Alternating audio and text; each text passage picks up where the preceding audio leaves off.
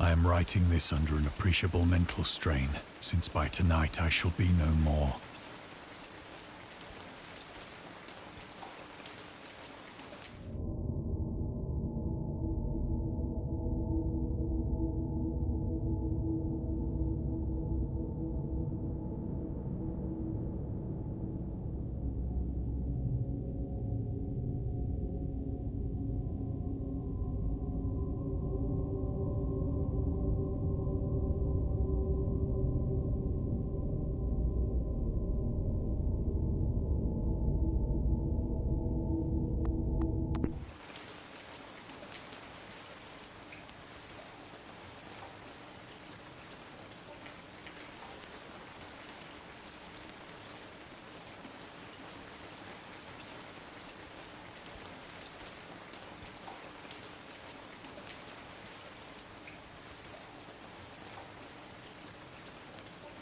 Penniless, and at the end of my supply of the drug which alone makes life endurable, I can bear the torture no longer, and shall cast myself from this garret window into the squalid street below. Do not think from my slavery to morphine that I am a weakling or a degenerate. When you have read these hastily scrawled pages, you may guess, though never fully realize, why it is that I must have forgetfulness or death.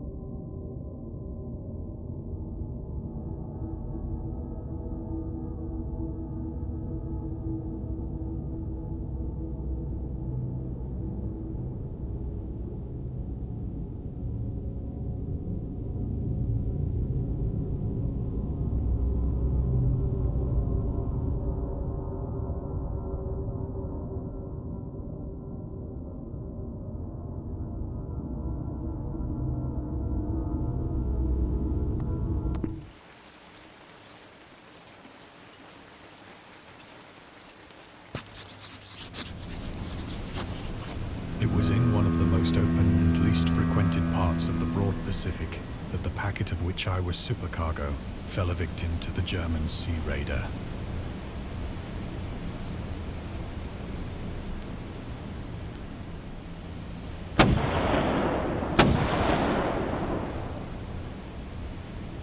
The Great War was then at its very beginning, and the ocean forces of the Hun had not completely sunk to their later degradation, so that our vessel was made a legitimate prize, whilst we of her crew were treated with all the fairness and consideration due us as naval prisoners.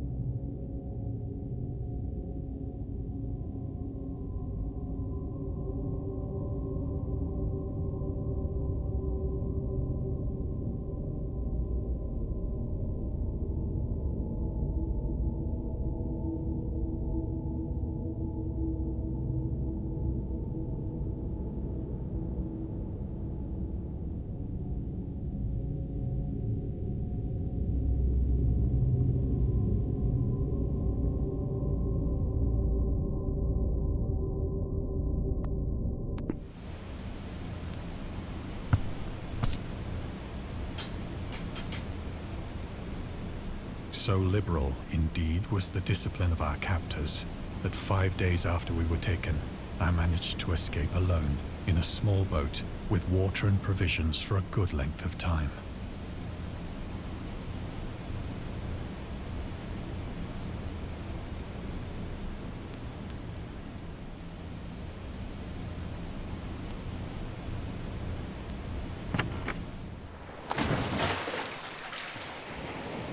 When I finally found myself adrift and free, I had but little idea of my surroundings. Never a competent navigator, I could only guess vaguely by the sun and stars that I was somewhat south of the equator. Of the longitude, I knew nothing, and no island or coastline was in sight.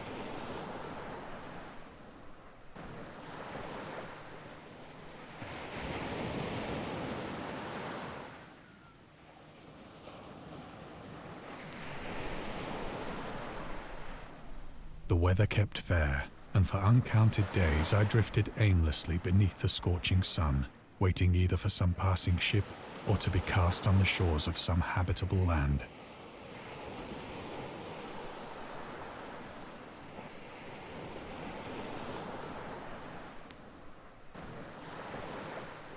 But neither ship nor land appeared, and I began to despair in my solitude upon the heaving vastness of unbroken blue.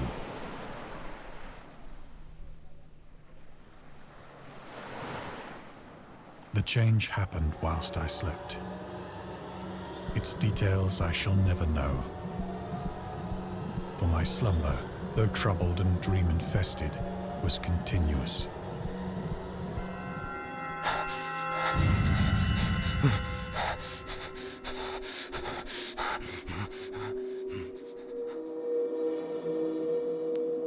When at last I awoke, it was to discover myself half sucked into a slimy expanse of hellish black mire, which extended about me in monotonous undulations as far as I could see,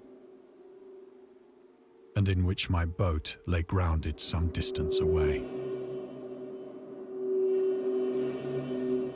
Though one might well imagine that my first sensation would be of wonder at so prodigious and unexpected a transformation of scenery, I was in reality more horrified than astonished. For there was in the air and in the rotting soil a sinister quality which chilled me to the very core. The region was putrid with the carcasses of decaying fish and of other less describable things which I saw protruding from the nasty mud of the unending plain. Perhaps I should not hope to convey in mere words the unutterable hideousness that can dwell in absolute silence and barren immensity. There was nothing within hearing and nothing in sight save a vast reach of black slime. Yet the very completeness of the stillness and the homogeneity of the landscape oppressed me with a nauseating fear.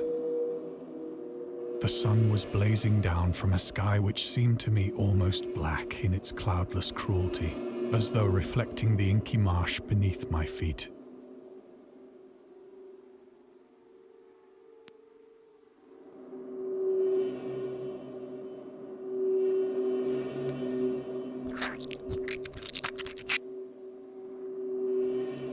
As I crawled into the stranded boat, I realized that only one theory could explain my position. Through some unprecedented volcanic upheaval, a portion of the ocean floor must have been thrown to the surface, exposing regions for which innumerable millions of years had lain hidden under unfathomable watery depths. So great was the extent of the new land which had risen beneath me that I could not detect the faintest noise of the surging ocean, straining my ears as I might. Nor were there any seafowl to prey upon the dead things.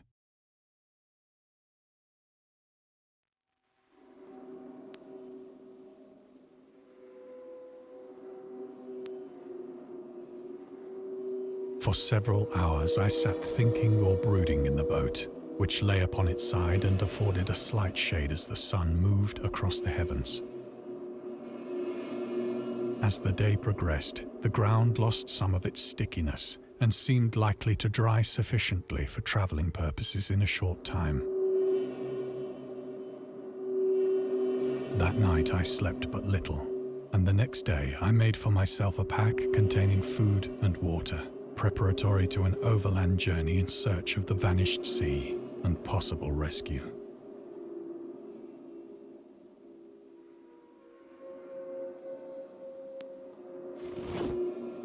On On the third morning, I found the soil dry enough to walk upon with ease. The odor of the fish was maddening, but I was too much concerned with graver things to mind so slight an evil, and set out boldly for an unknown goal.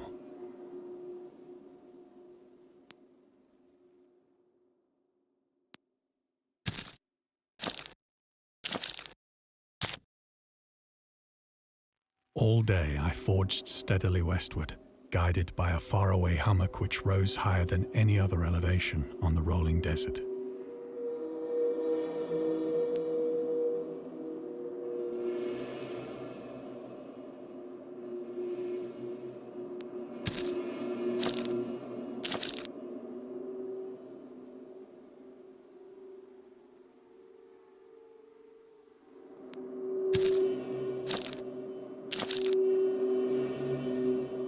That night, I encamped, and on the following day still travelled toward the hummock, though that object seemed scarcely nearer than when I had first espied it.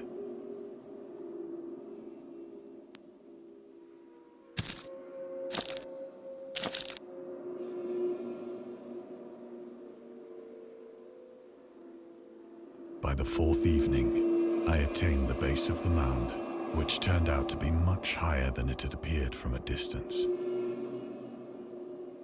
An intervening valley setting it out in sharper relief from the general surface. Too weary to ascend, I slept in the shadow of the hill. I know not why my dreams were so wild that night, but ere the waning and fantastically gibbous moon had risen far above the eastern plain, I was awake in a cold perspiration, determined to sleep no more. Such visions as I had experienced were too much for me to endure again. And in the glow of the moon I saw how unwise I had been to travel by day. Without the glare of the parching sun, my journey would have cost me less energy. Indeed, I now felt quite able to perform the ascent which had deterred me at sunset. Picking up my pack, I started for the crest of the eminence.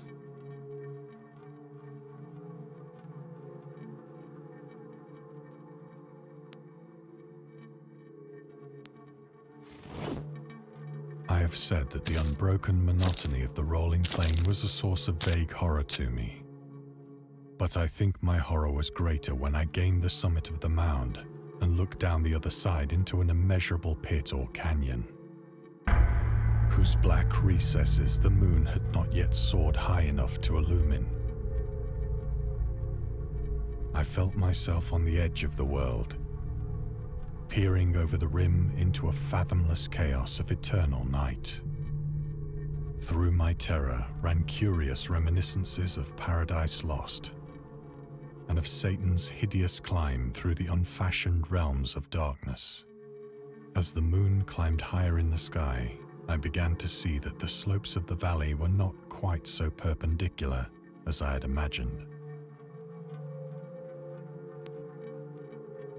Ledges and outcroppings of rock afforded fairly easy footholds for a descent, whilst after a drop of only a few hundred feet, the declivity became very gradual.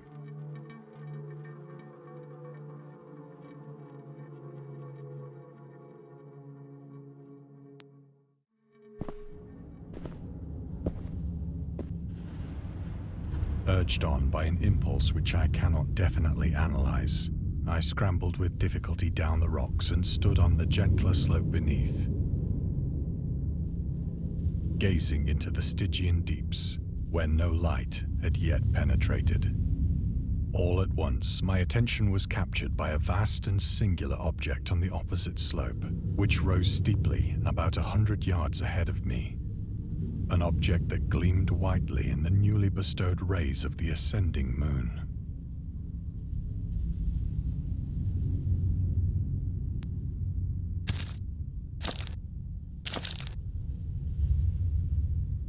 That it was merely a gigantic piece of stone, I soon assured myself. but I was conscious of a distinct impression that its contour and position were not altogether the work of nature. A closer scrutiny filled me with sensations I cannot express.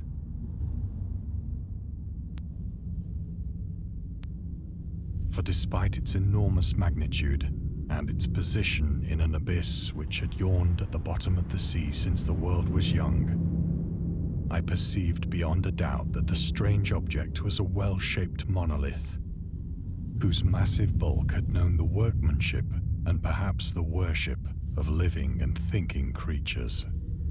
Dazed and frightened, yet not without a certain thrill of the scientist's or archaeologist's delight, I examined my surroundings more closely.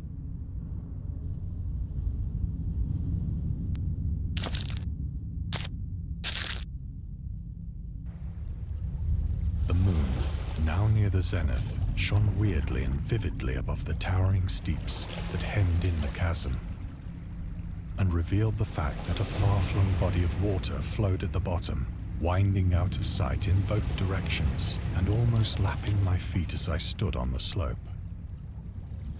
Across the chasm, the wavelets washed the base of the Cyclopean monolith, on whose surface I could now trace both inscriptions and crude sculptures.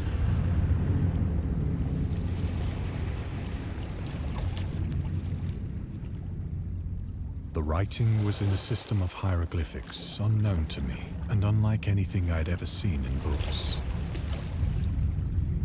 consisting for the most part of conventionalized aquatic symbols such as fishes, eels, octopi, crustaceans, mollusks, whales, and the like.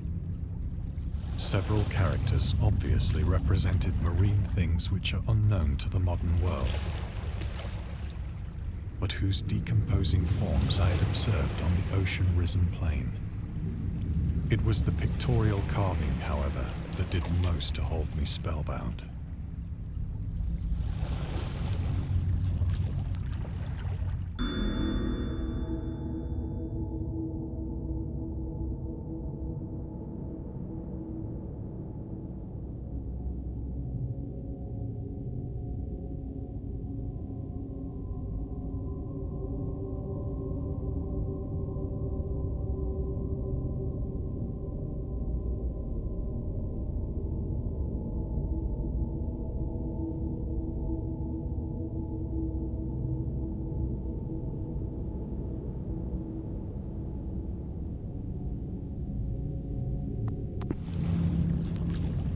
Plainly visible across the intervening water on account of their enormous size were an array of bas-reliefs whose subjects would have excited the envy of a Doré.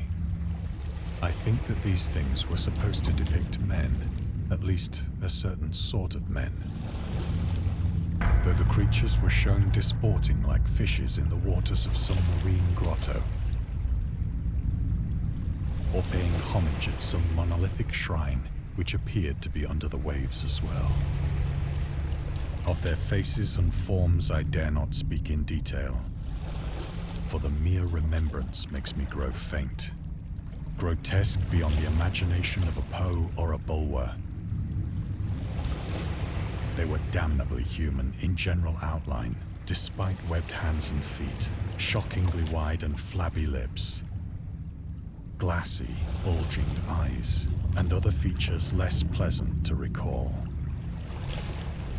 Curiously enough, they seem to have been chiseled badly out of proportion with their scenic background. For one of the creatures was shown in the act of killing a whale, represented as but little larger than himself. I remarked, as I say, their grotesqueness and strange size, but in a moment decided that they were merely the imaginary gods of some primitive fishing or seafaring tribe. Some tribe whose last descendant had perished eras before the first ancestor of the Piltdown or Neanderthal man was born.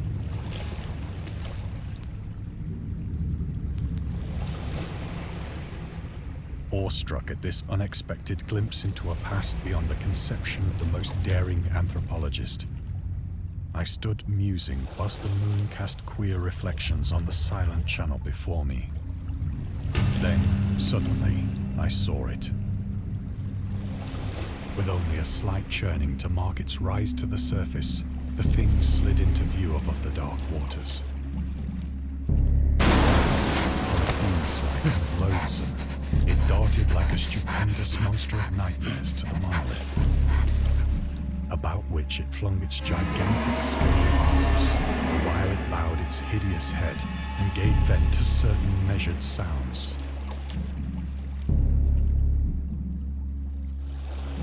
I think I went mad then.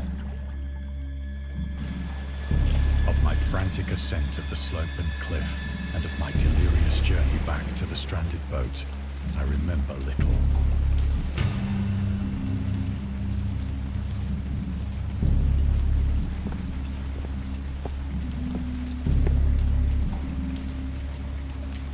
I believe I sang a great deal and laughed oddly when I was unable to sing.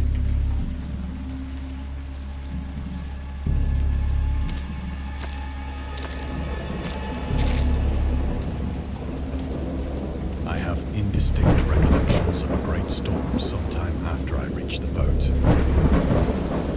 At any rate, I know that I heard peals of thunder and other tones which nature utters only in her wildest moods.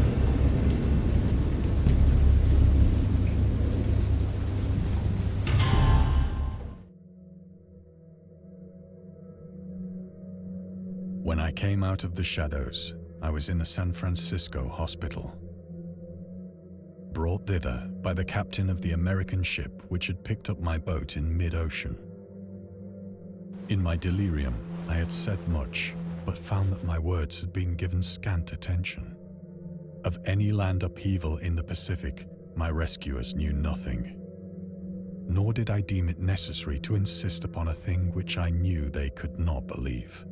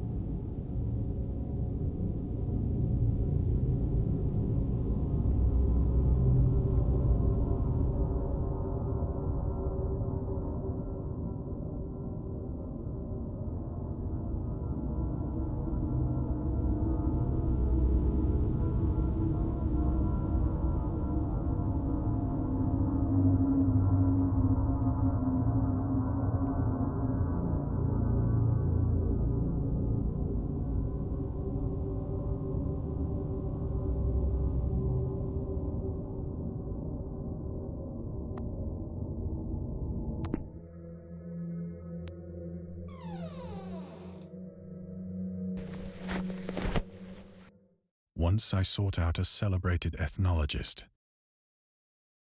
and amused him with peculiar questions regarding the ancient Philistine legend of Dagon, the fish god.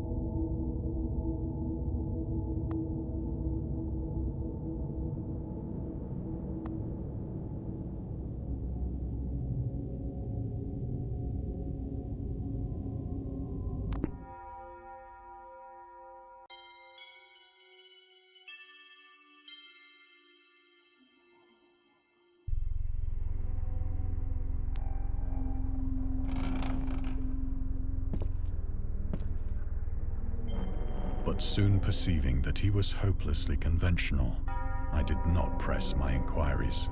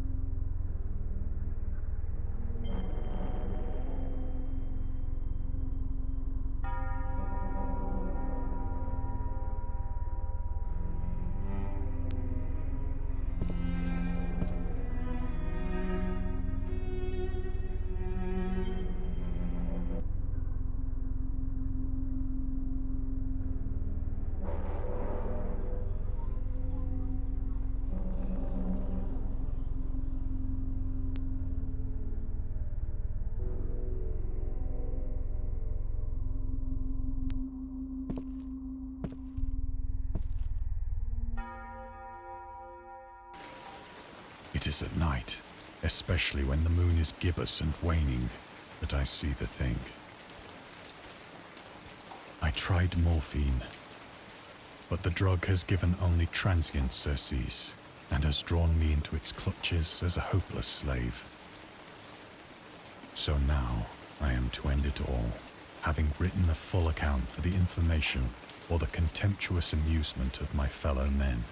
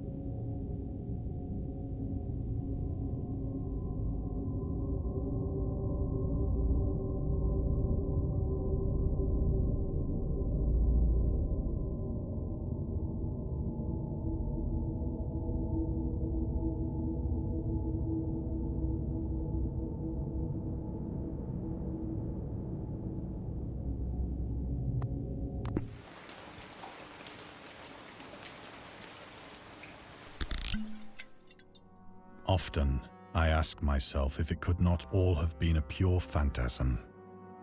A mere freak of fever as I lay sun-stricken and raving in the open boat after my escape from the German man-of-war.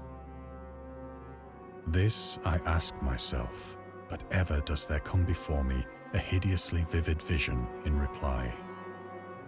I cannot think of the deep sea without shuddering at the nameless things that may at this very moment be crawling and floundering on its slimy bed, worshipping their ancient stone idols and carving their own detestable likenesses on submarine obelisks of water-soaked granite. I dream of a day when they may rise above the billows to drag down into their reeking talons the remnants of puny, war-exhausted mankind.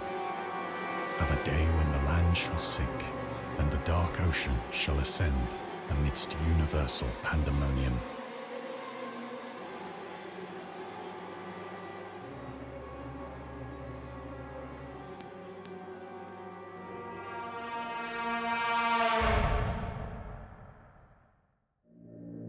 The end is near.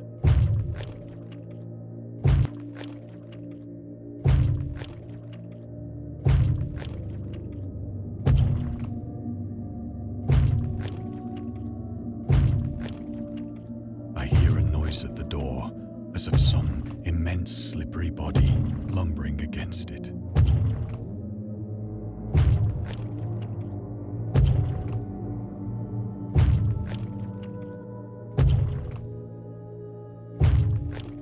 It shall not find me.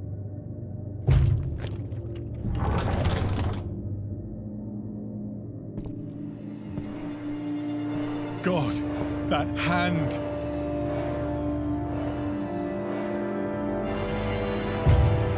The window! The window!